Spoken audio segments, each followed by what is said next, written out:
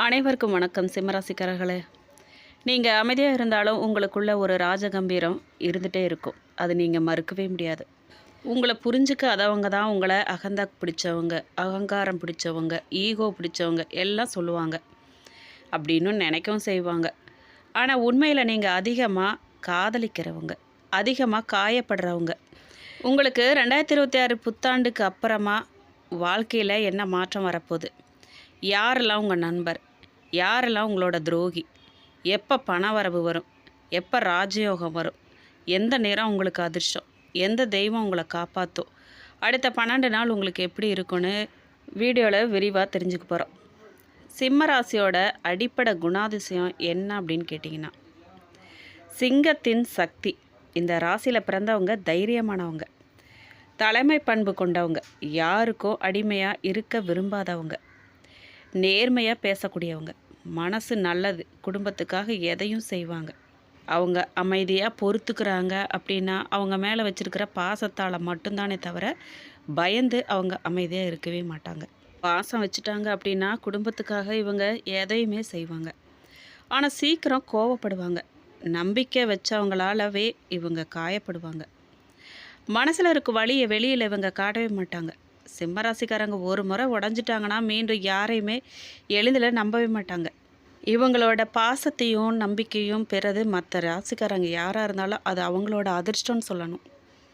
அந்த வகையில் இவங்க பாசத்தை கொட்டுவாங்க. சிம்மராசிக்காரர்களோட வாழ்க்கையில் ரொம்ப பெரிய பிரச்சனை என்ன தெரியுங்களா? அதிகமான நம்பிக்கை. இவங்க நண்பர்களை உயிராக நினைப்பாங்க.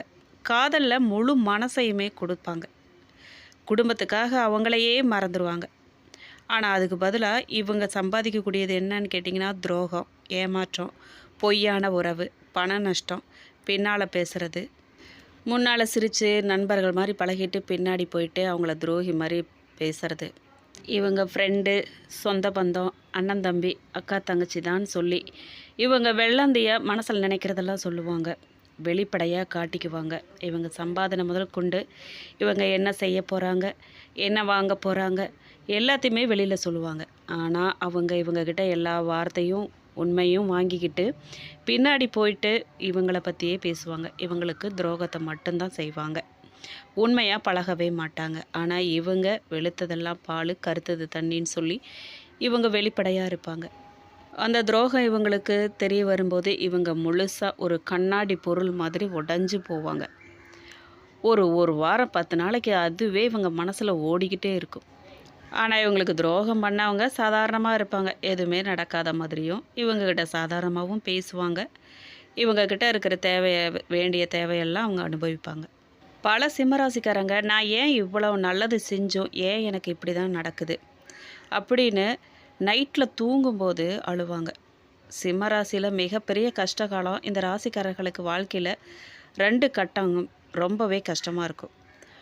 ஒரு வயசு 24 வயசுலேருந்து 32 வயசு வரைக்கும் இந்த காலத்தில் வேலை பிரச்சனை, காதல் தோல்வி, பண நெருக்கடி, குடும்ப அழுத்தம் இதெல்லாம் இவங்களுக்கு ரொம்ப அதிகமாக இருக்கும். 41 வயசுலேருந்து 48 வயசு வரைக்கும் நம்பினவங்க விலகுவாங்க. உடல்நிலையை கவனிக்க வேண்டிய நேரம் இது. மன அழுத்தம் இவங்களுக்கு அதிகரிக்கும். ஆனால் இந்த கஷ்டங்கள்லாம் சிம்மராசியை பலமாக தான் மாற்றும்.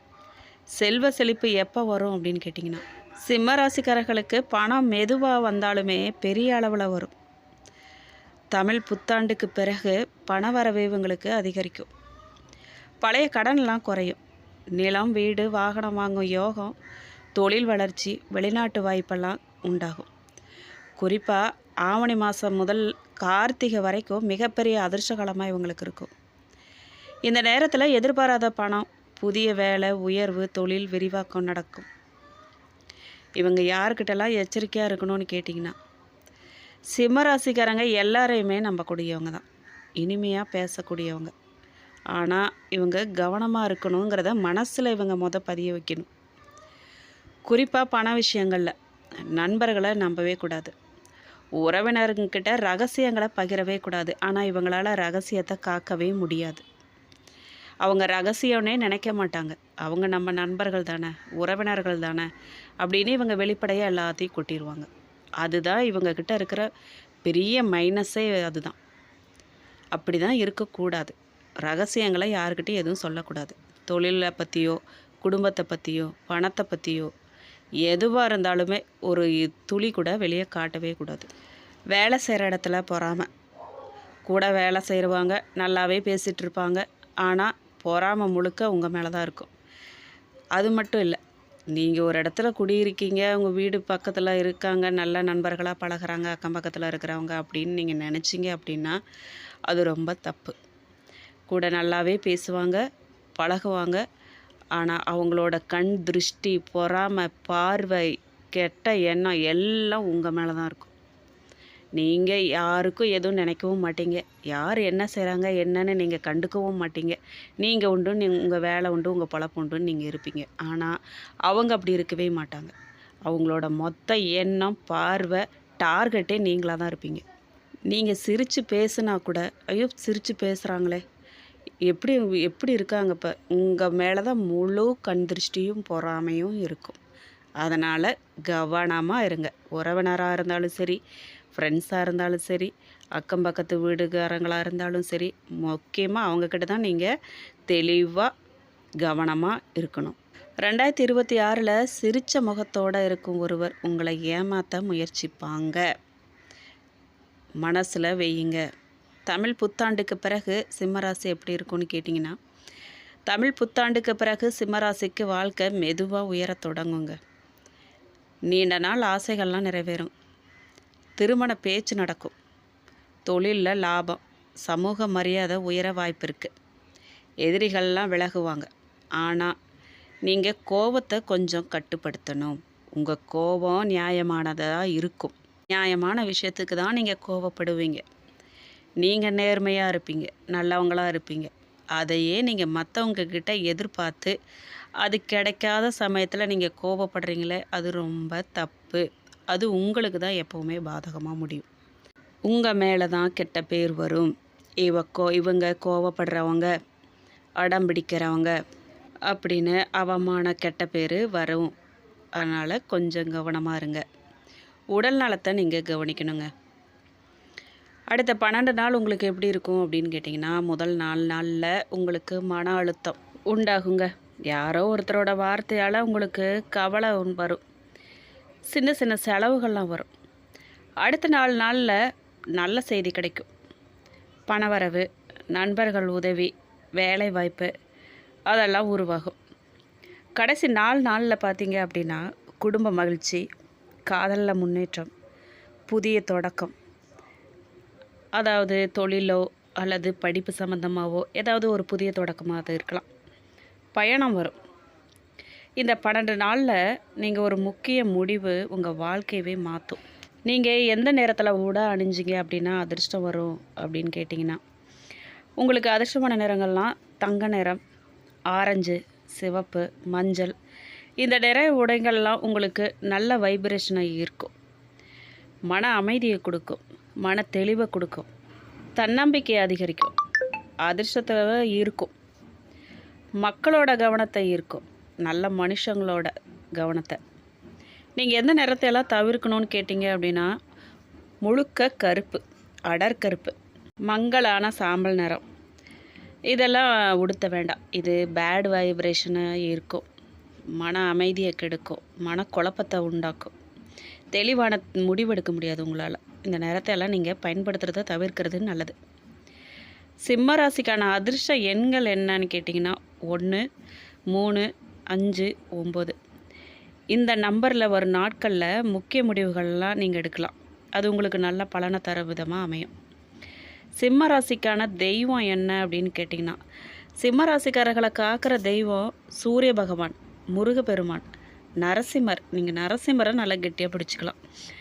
என்ன செய்யணும் அப்படின்னு கேட்டிங்கன்னா, ஞாயிற்றுக்கிழமை நாளில் சூரிய நமஸ்காரம் செய்யணும். செவ்வாய்க்கிழமை நாளில் முருக வழிபாடு பண்ணலாம். ஓம் ஹ்ரீம் நரசிம்ஹாய நமக இந்த ஜபத்தை நீங்கள் உச்சரிக்கலாம். எந்த ஒரு நல்ல விஷயம் தொடங்குறதுக்கு முன்னாடியோ, செய்கிறதுக்கு முன்னாடியோ, காலையில் தூங்கி எந்திரிக்கும் பொழுதோ, தூங்க போகும்போது, இந்த மாதிரி நேரத்திலலாம் இந்த மந்திரத்தை, இந்த ஜபத்தை நீங்கள் உச்சரிக்கும் போது நல்லது நடக்கிறதுக்கு கடவுள் உதவி செய்வார். அது மட்டும் இல்லை, எதிரிகளை விலக்கி வைப்பார்.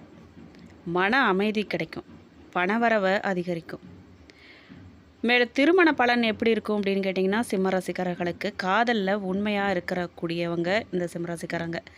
ஆனால் சரியான மனுஷங்களை தேர்வு செய்ய இவங்களுக்கு கொஞ்சம் ரொம்ப லேட் ஆகும். 2026க்கு அப்புறம் நல்ல திருமண யோகம் இவங்களுக்கு இருக்குது. குடும்ப சம்மதம், வெளிநாட்டு தொடர்பு, திருமணமாகாதவர்களுக்கு திருமணம், இதெல்லாம் நடக்க வாய்ப்பு இருக்குது. திருமணமாகாதவங்களுக்கு புரிதல் அதிகரிக்கும், குழந்தை பாக்கியம் வரும், குழந்தை பலன். இந்த ராசிக்காரங்களுக்கு குழந்தைகள் மூலமாக மகிழ்ச்சி வரும், குடும்பத்தில் சந்தோஷம், குழந்தைகளின் கல்வியில் பெருமை இவங்களுக்கு வந்து சேரும், குழந்தைகள் மூலமாக பெருமை வரும். 2026ல் குழந்தை தொடர்பான நல்ல செய்திகள்லாம் இவங்களுக்கு வந்து நிலம், வீடு, வாகன பலன் இதெல்லாம் கிடைக்க வாய்ப்பு இருக்குது. சிம்மராசிக்கு வீடு வாங்குகிற ஆசை நிறைவேறும், நிலம் தொடர்பான பிரச்சனை முடியும், புதிய வாகனம் வாங்க வாய்ப்பு அமைஞ்சிருக்கு. ஆடியிலிருந்து ஐப்பசி வரைக்கும் நல்ல நேரமாக இவங்களுக்கு அமைஞ்சிருக்கு. தொழில் தொடங்க, தொழில் ரீதியான லாபம், பணபலன் இது எல்லாமே நல்லா அமைஞ்சிருக்கு. வேலை செய்கிறவங்களுக்கு பதவி உயர்வு கிடைக்கும், சம்பள உயர்வு வரும், புதிய வாய்ப்பு இதெல்லாம் கிடைக்கிறதுக்கு வாய்ப்பு இருக்குது. தொழில் செய்கிறவங்களுக்கு புதிய கிளை தொடங்குவாங்க, அதிக லாபம், இவங்க நினச்சதை விடவே அதிக லாபம் கிடைக்கும். பழைய நஷ்டமெல்லாம் இந்த நேரத்தில் சரியாகும். உடல் நல பலன் பற்றி கேட்டிங்க அப்படின்னா இவங்க ரொம்பவே அது கவனமாக இருக்கணும். ஏன்னா இவங்களுக்கு வந்து தலைவலி, மன அழுத்தம், தூக்கமின்மை, வயிறு சம்மந்தமான பிரச்சனை, அல்சர், அதாவது ஏற்கனவே அல்சர் இருக்கிறவங்க, அசிடிட்டி இருக்கிறவங்கலாம் கொஞ்சம் கவனமாக பார்த்துக்கணும். அது அதிகமாகிறதுக்கு வாய்ப்பு இருக்குது. தண்ணி அதிகமாக குடிக்கணும், முதுகு தண்டு பிரச்சனை வர்றதுக்கு வாய்ப்பு இருக்குது. அதில் கொஞ்சம் இவங்க கவனமாக இருக்கணும். நீங்கள் என்ன பரிகாரம் பண்ணலான்னு கேட்டிங்கன்னா, காலையில் தூங்கி எழுந்திரிச்சதும் சூரியனை பார்த்து வணங்குங்க. முகத்தை கழுவிட்டு நேராக சூரிய பகவானை பார்த்து ஒரு வணக்கம் போட்டு அவரை கும்பிட ஆரம்பிங்க. உங்களுக்கு வாழ்க்கையில் எல்லாமே வெற்றியாக வரும். சிவப்பு மலரை அர்ச்சனை செய்யுங்க. நவகிரகத்தில் இருக்கிற சூரிய பகவானுக்கு நீங்கள் சிவப்பு கலரில் இருக்கிற மலரால் அர்ச்சனை செஞ்சு வழிபாடு பண்ணுங்கள். பசுமாட்டுக்கு உணவு கொடுங்க. வாழைப்பழம், கீரை, காய் இதனால் உங்களுக்கு ராஜயோகம் வரும், தடைகள்லாம் அகன்று போகும், சக்தி வாய்ந்த முடிவு கிடைக்கும். சிம்மராசிக்காரர்களே, நீங்கள் அனுபவித்த கஷ்டங்கள்லாம் வீண் போகாதுங்க. உங்களை அளவச்சவங்க ஒரு நாள் உங்கள் வெற்றியை பார்த்து ஆச்சரியப்படுவாங்க. கண்ணீர் விட வச்சவங்க அதுக்கு பதில் சொல்லியே தீரணும். 2026க்கு பிறகு உங்கள் வாழ்க்கையில் புதிய அத்தியாயம் தொடங்குது. ஒரு விஷயம் மட்டும் நினைவில் வச்சுக்கோங்க, சிங்கம் ஒருபோதும் கூட்டமாக நடக்காது, அது தனியாக ராஜாவாக வாழக்கூடியது. கவனத்தில் வச்சுக்கோங்க. சிம்ம மகம் நட்சத்திரக்காரர்களே, எத்தனை சோதனைகள் வந்தாலுமே நீங்கள் அதையெல்லாம் வென்று காட்டக்கூடியவங்க. இந்த 12 நாட்கள் நீங்கள் நிதானமாக செயல்பட வேண்டிய நாட்கள். நீங்கள் யாரை பெருசாக நம்பி இருந்தீங்களோ அவங்களே உங்களுக்கு எதிராக மாறுவாங்க, கவனமாக இருங்க. உங்கள் எதிர்பார்ப்பெல்லாம் இழுபறியாக இருக்கும். உடல்நிலையில் எப்பவும் ஏதாவது சிறு சிறு சங்கடம்லாம் இருந்துகிட்டு இருக்கும். உங்கள் ராசிநாதன் சஞ்சாரம் சாதகமாக இருக்கிறதால எடுத்த வேலையெல்லாம் உங்களுக்கு நல்லபடியாக வெற்றியாக முடியும். வியாபாரத்தில் முன்னேற்றம் இருக்கும். உத்தியோகத்தில் இருக்கிறவங்களுக்கு நெருக்கடியெல்லாம் நீங்கும். எதிர்பார்த்த இடமாற்றமும் பதவி உயர்வெல்லாம் உங்களை தேடி வரத்துக்கு வாய்ப்பு இருக்குது. குடும்பத்தில் நிம்மதியான சூழ்நிலை இருக்குங்க. வேலைக்கு நீங்கள் முயற்சி செஞ்சு வரவங்க தகுதியான வேலை உங்களுக்கு கிடைக்கும். இந்த நேரத்தில் அஷ்டமஸ்தானத்தில் சஞ்சரிக்கும் சனி உங்களுக்கு சில எச்சரிக்கைகள்லாம் வழங்குவார். சிலருக்கு எதிர்பாராத நெருக்கடி பிரச்சனைகளை தருவார். சங்கடமெல்லாம் வரும், அதெல்லாம் நீங்கள் ஆனால் சமாளிச்சிருவீங்க. அந்த நிலை உங்களுக்கு கிடைச்சிரும்.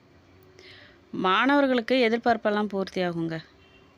நிதானமாக நீங்கள் செயல்பட வேண்டிய நாட்களுங்க இது, கவனமாக இருங்க. பரிகாரமாக நீங்கள் அரச மரத்தடி விநாயகரை வழிபடலாம், சங்கடமெல்லாம் விலகும். பூர நட்சத்திரக்காரர்களே, ஆடம்பரத்தையும் பகட்டையும் நீங்கள் கொஞ்சம் விரும்புவீங்க. உங்களுக்கு ஆடை ஆபரணம்லாம் சேருங்க.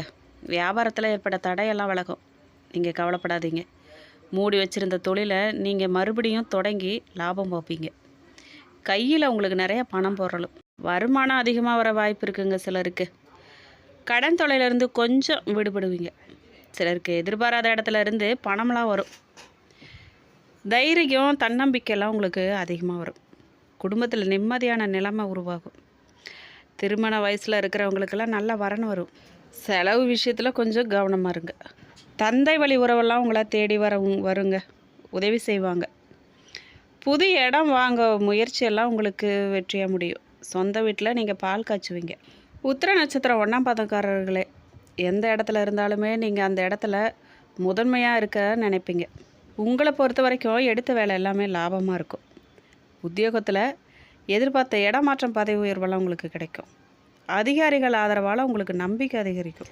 வேலைக்கு முயற்சி செய்கிறவங்களுக்கு நல்ல வேலை கிடைக்கும். புதிய தொழில் தொடங்குறோன்னு நினைக்கிறவங்களுக்கு அது வெற்றியாக முடியும். புதன் சஞ்சாரம் உங்களுக்கு பணப்புழக்கத்தை உருவாக்குவாங்க. புதிய இடம் வீடு வாங்குகிற முயற்சியெல்லாம் உங்களுக்கு வெற்றியாக்குவாங்க. வியாபாரிகளை பொறுத்த வரைக்கும், கலைஞர்கள் பொறுத்த வரைக்கும் எதிர்பார்த்த ஒப்பந்தம் அவங்களுக்கு கிடைக்கும். சிலருக்கு குழந்தை பாக்கியம் கிடைக்கும். சிலருக்கு நல்ல வரன் அமையும். சந்தோஷமான நிலமை இருக்கும். புதிய வாகனம், ஆடம்பர பொருட்கள்லாம் வாங்குவாங்க. தம்பதிகளுக்குள்ளே இருந்த பிரச்சனையெல்லாம் முடியும். உறவினர்கள் மத்தியில் செல்வாக்கு உயரும். பரிகாரமாக நீங்கள் தர்பானேஸ்வரரை வழிபடுங்க. துன்பங்கள்லாம் விலகும், நன்மைகள்லாம் நடக்கும். உங்களுக்கு இந்த வீடியோ பிடிச்சிருக்குன்னு நம்புகிறோம். பிடிச்சிருந்தா ஷேர் பண்ணுங்கள். நீங்கள் புதுசாக அந்த சேனலை பார்க்குறீங்கன்னா இப்போவே சப்ஸ்கிரைப் பண்ணி பெல் ஐக்கானையும் கிளிக் பண்ணுங்கள். நன்றி.